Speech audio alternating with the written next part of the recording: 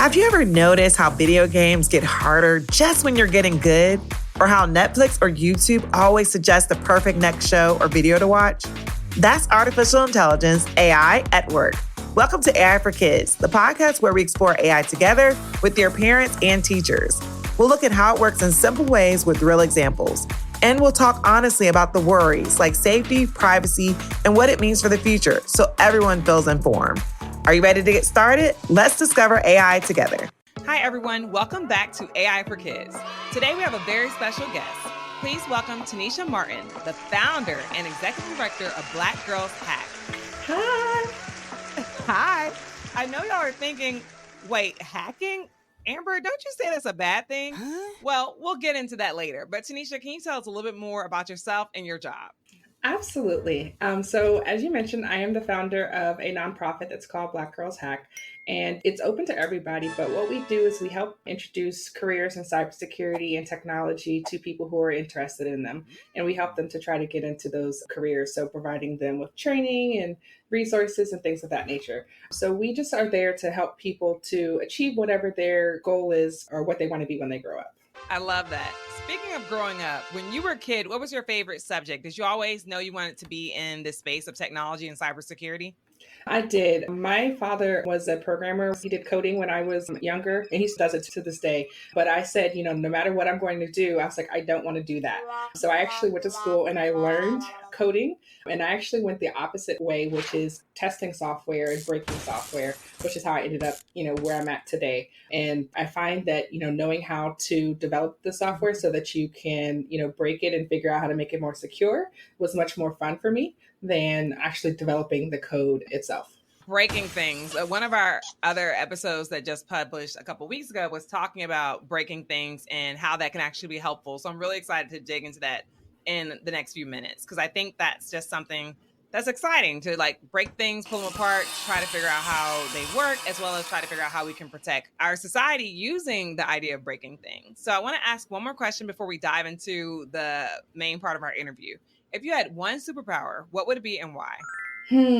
I want to be able to see the future so that I can prepare and know what's going to happen. That would be my superpower. Oh, yeah, I'm with you on that, especially as we talk about topics like artificial intelligence and how it's moving so fast. That's timely. I would love to also be a part of that. So if you ever get a superpower, please share what's going to happen in the future. Absolutely. Okay, let's start with AI. So I want you to explain AI in a way that kids can understand.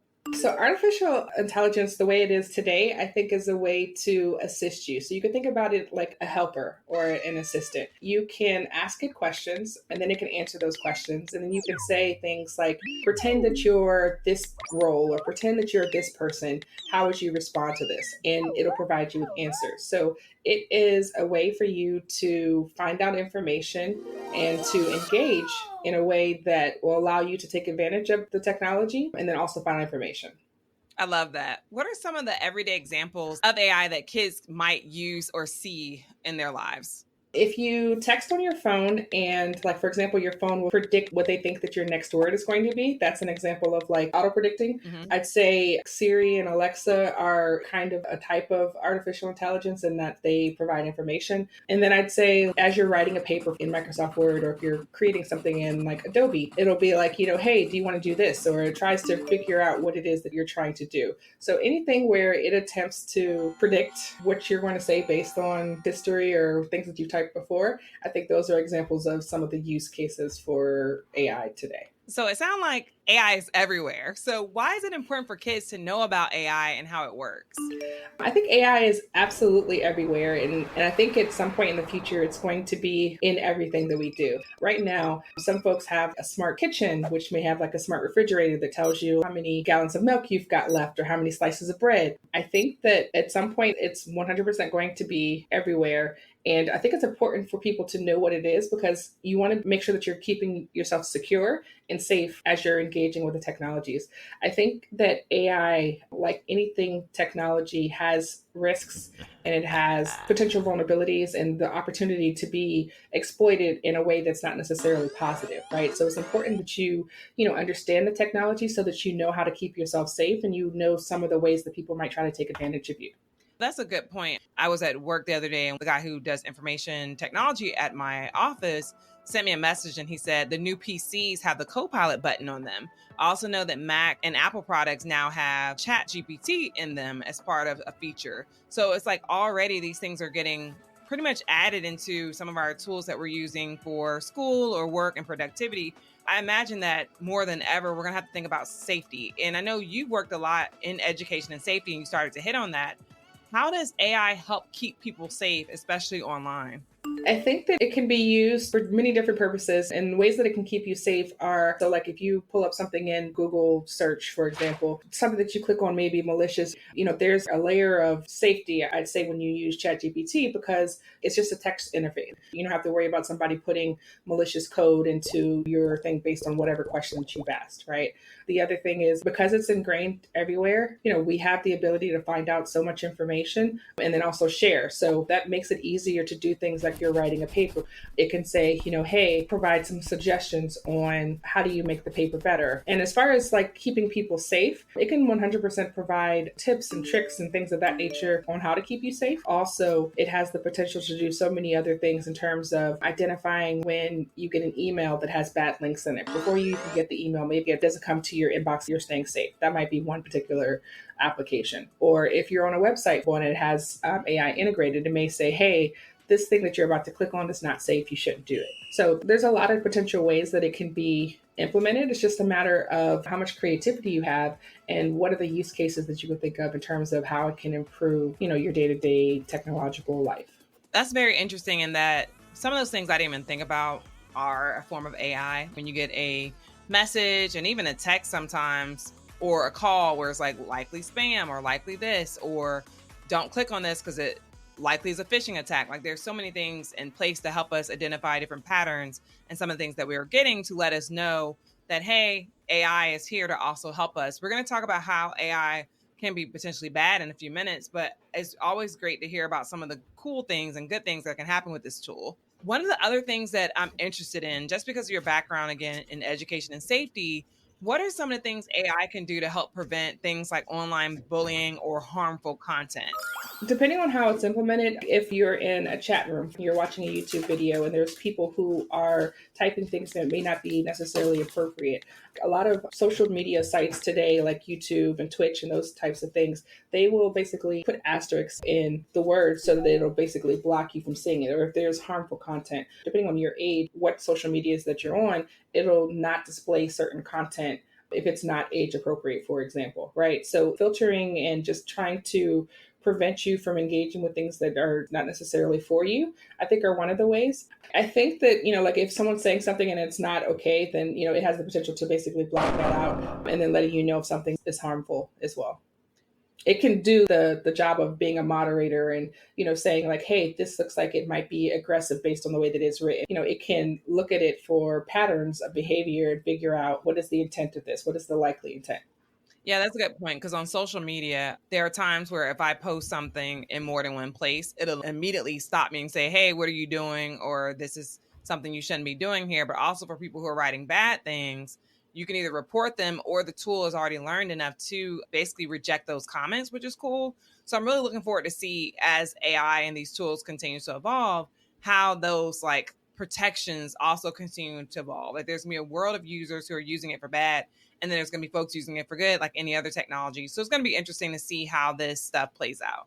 Absolutely. And I think that as much as we have technology to be able to prevent the bad things from happening, we can use those same analysis, the same pattern recognition to make sure that we're staying safe. Like, hey, it's like your computer is accessing this thing that you don't normally access. Did you intend to do that? Or is that something malicious on your computer, for example, right? Because that's one of the primary use cases for AI today is it's figuring out like, hey, based on what I've seen before, this is what I think is going on. And then if that thing is bad, then it can kind of like stop it from happening. Thank you for calling that out. And you're even already getting into like the hacking side of this.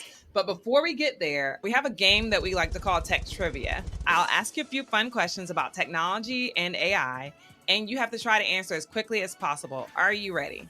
Ooh, all right. Yes, I am ready. Kids at home, make sure you're playing along too and seeing how many of these questions you can get right. So the first one is, I think I started with an easy one, but we'll see. What are the 2 digits used in binary code? 0 and 1. Yes. Can you also explain to the kids what is binary code? Absolutely. So computers basically understand binary code. That's the basic language that they communicate in.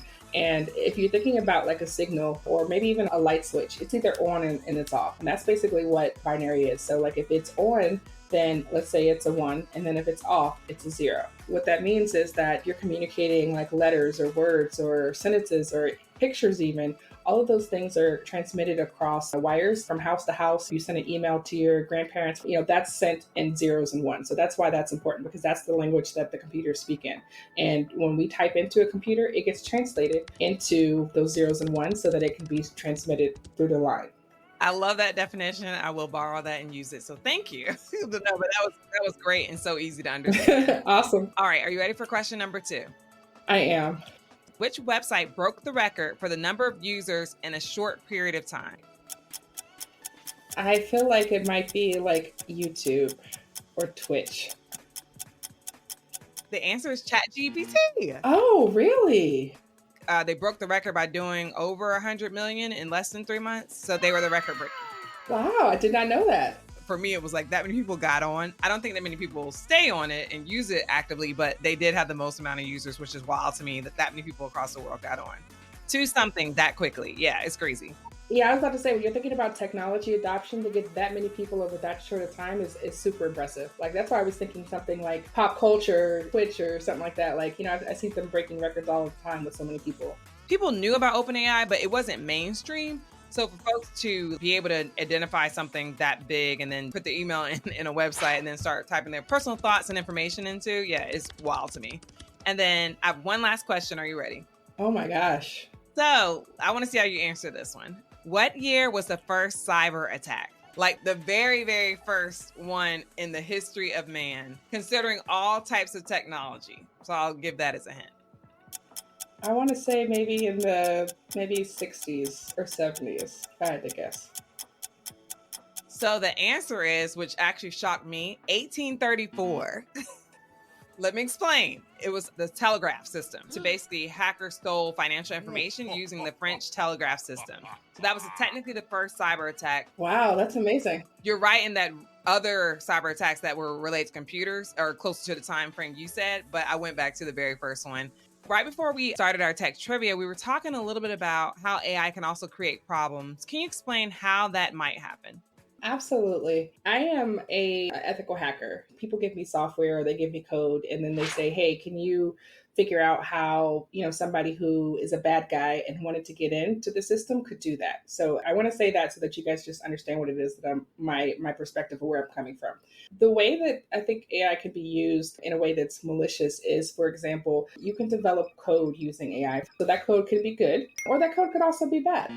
If you're using a system like ChatGPT, they have guardrails or let's say like school monitors in the system, which prevent you from doing things that you're not supposed to do. So if you say, hey, ChatGPT, can you give me a code on how to bring down the TV channel or whatever, or bring down my school's network so I don't have to take my test, right? It'll say, hey, I don't think I should be doing that because I have to act ethically, right? Right. But you can tell it to assume different contexts or tell it to assume different perspectives and basically kind of trick it into doing what it is that you want it to do. Mm-hmm. And the same way that you have people who are using it for good purposes to do amazing things, you also have people who have the ability to basically convince it to do things outside of what maybe it was intended to do. So for example, the same way that you don't want to click on malicious links in your email because someone might try to steal your username and password, those types of attacks, the code that is used to do those things can be developed by ChatGPT. Also, all of the attacks, if you've ever heard of, there's a thing called the OWASP Top 10, which is, when we're talking about security, the most common vulnerabilities that we see on mobile apps. Well, there's a web version of it. ChatGPT has its own version of that as well, because there are vulnerabilities for it. There's a lot of different things that you can do, both positive and maliciously. It's open for everybody to use however they see fit. And there are guardrails, there are those hall monitors. But if, for example, one of the hall monitors is in the bathroom or is, not looking or is distracted, then it's possible for other things to be possible as well.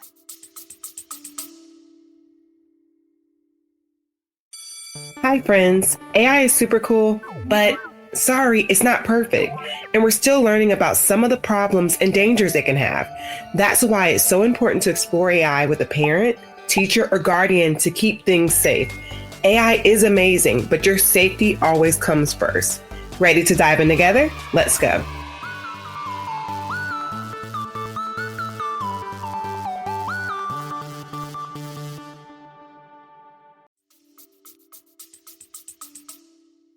So how can we make sure, considering that there are hall monitors in AI to help us ensure that the bad activity isn't happening in the halls of these tools, how can we make sure that AI is used for good and not bad? I don't know that we necessarily can just because of the nature of the tool. The same way that I don't think that we can have applications that don't have vulnerabilities or websites that don't have potential vulnerabilities. I think anything that's technological, that's developed, has the possibility to be used for a way that it was not intended, right? That's why software testers exist. That's why ethical hackers exist, because people don't always use things the way that they are supposed to be. Say, for example, a basketball. If you're just bouncing the basketball and you're shooting in the hoop, you're using it as it is intended. But if you take the basketball and try to throw it at somebody, then it's a weapon and it's being used in a way that it could hurt somebody, right? Mm-hmm. And when they design the basketball, they don't say, hey, you can only use this as long as you're not throwing it to try to hurt somebody. You assume that people are going to use it for the intended purpose. I think that's the way that developers kind of approach like web applications and phones and computers and all of the things, is that they assume people are going to use it the way that it's intended. I don't think that you can prevent, for example, with the basketball, I don't think you can prevent kids from throwing it at somebody who's not looking. You just kind of say, hey, you shouldn't throw the ball at people, and you hope that that's going to be enough. That's a very good point. Either way, even with the greatest intentions, you're still going to have bad happening in these systems. And I know that may be part of the reason why you actually created Black Girls Hack. Can you talk to us about Black Girls Hack and what inspired you to start it? Absolutely. So when I was trying to get into cybersecurity and get a job as an ethical hacker, I was finding it extremely difficult. And I've got a bunch of degrees and, I've been in school a very long time and I've got certifications, but I did not have the hands-on skills that they wanted me to have for this particular job. So I realized that there were probably other people who are just like me, who are trying to get into cybersecurity or trying to get into technology and maybe don't have the hands-on skills that they need to be able to get into those types of careers. So, I started the organization to help train people to be able to get started in careers so that they have a support system. They have people who are doing something that, is interesting and they can commune with and talk to and converse with. I think that that's important. That networking, that community piece is very important. So we help people who are trying to get extra skills, whether that's to go get their next job or to go to school or whatever the case may be. We help them to be able to get those things without having to spend a whole bunch of money, so that there's nothing preventing them from getting their best job and doing their best work. I love that. And you said earlier, it's called Black Girls Hack, but anybody can come. How can kids get involved or support your organization? So we've got a lot of different branches underneath our organization. So the umbrella foundation is called BGH Foundation, and we've got Black Girls Hack, but then we've also got My Squad Hacks, and we got Next Cyber, which is our 9th through 12th grade program, and then we've got a Black Kids Hack, which is for kids, and we have another one that we haven't released yet. But the organization is open to everybody. The only line in the sand that we draw is that you can't be a jerk, which means basically you can't be mean, because we want it to be a supportive environment. We want people to feel like comfortable to come and learn something new. Right. That might be a little bit hard for some people if this is not the way that you've been taught to think about things, because everybody thinks differently. So we want everybody to be able to learn inclusive environment. We've got a lot of different brands, including like We Got Next Cyber. You can check out our websites at wegotnextcyber.com. Our 9th through 12th grade program for kids helps you get your Security Plus before you graduate from high school. And then rolling out next year, we have our program for the K through 8, which will be to provide exposure and representation to careers in cybersecurity, including ethical hacking. Wow, that's amazing. And you all have a lot of just really cool stuff you're working on. Are there any other projects that you want to share that you're excited about? Those sound like some amazing projects right there. I didn't realize you're working on a lot of that stuff.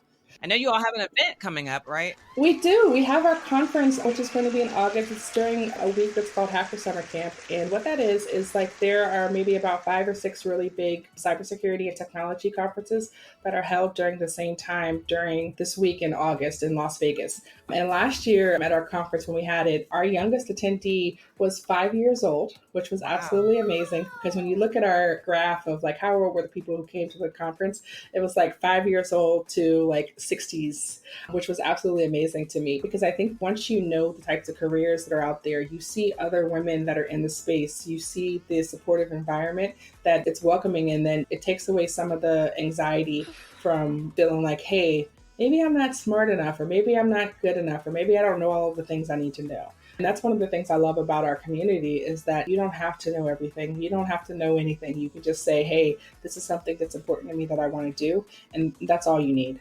That is just amazing. And if I'm a kid listening to this podcast, I want to go get involved right now. What am I doing next? Am I going to your website or what should I do?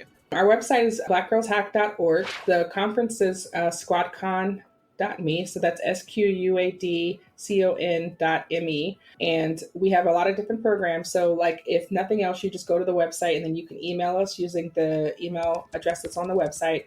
And we'll be happy to tell you what programs we have that you might be interested in, what we have open, what the options are, because we're super supportive of people who are trying to get in. And most of the things that we offer are free to low cost. So not like high financial barriers to entry. We've got scholarships for the people who can't afford even the low cost because we realize everybody's situation is different. I absolutely love that. And we'll make sure to drop those links in the show notes, kids. So make sure you work with your parents to go to those different links.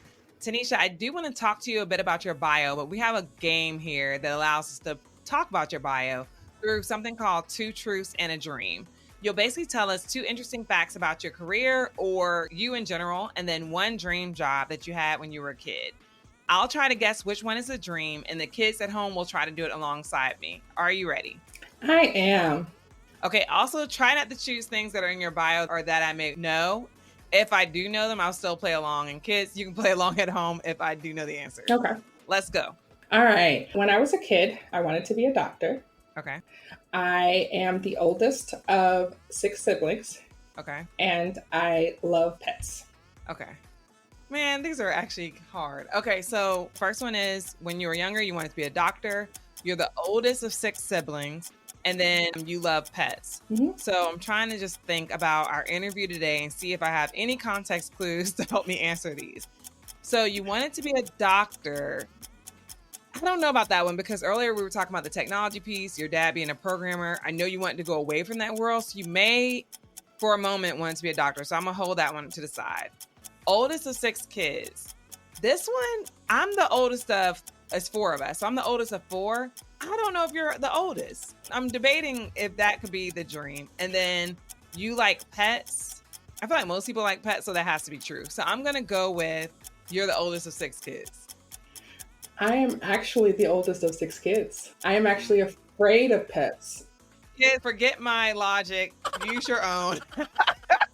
You had great logic. It was very rational. I don't think it's rational that I'm afraid of animals, but I mean, it is what it is. There are people who have fears of like dogs and things like that. I got it wrong, kids. I hope y'all got it right at home and your context clues and problem solving work better than mine. Tennisha, before we go, do you have any advice for kids who are interested in learning more about cybersecurity, AI, and how it can be used to help people?